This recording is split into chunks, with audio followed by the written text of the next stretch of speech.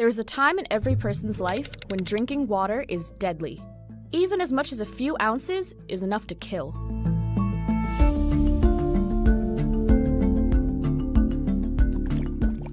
The average healthy adult is made up of 55 to 60% water. The average baby, on the other hand, is roughly 75% water. And that difference is why babies shouldn't drink water before they're at least 6 months old. Not from the tap, or a well, or a spring. Plain water is just plain off limits.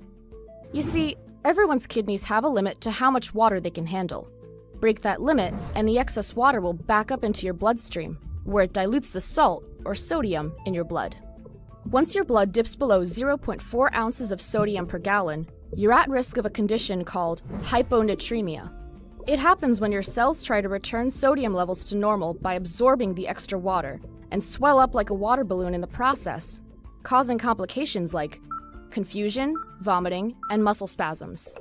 Hyponatremia is common in marathon runners who drink too much too fast during a race without also providing enough sodium to balance out their blood.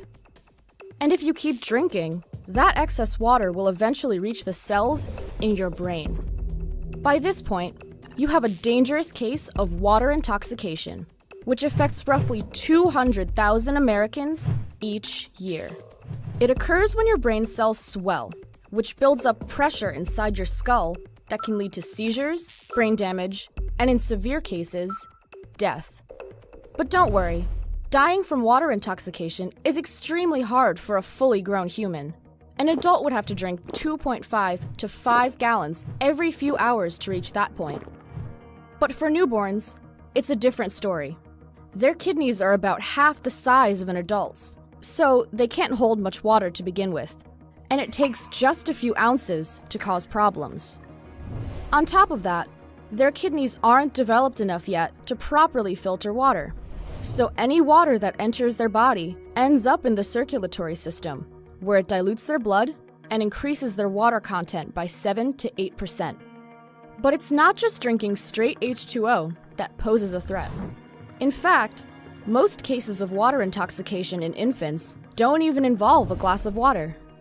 A common mistake is when people dilute baby formula too much by accident, or when parents dunk their infants up and down in a swimming pool, and in the process, the infant gulps in too much water. It's important that if your baby is showing signs of water intoxication, that you take them to the hospital immediately, where a doctor will likely provide some form of fluids, like intravenous saline solution, to bring the infant's sodium levels up to normal.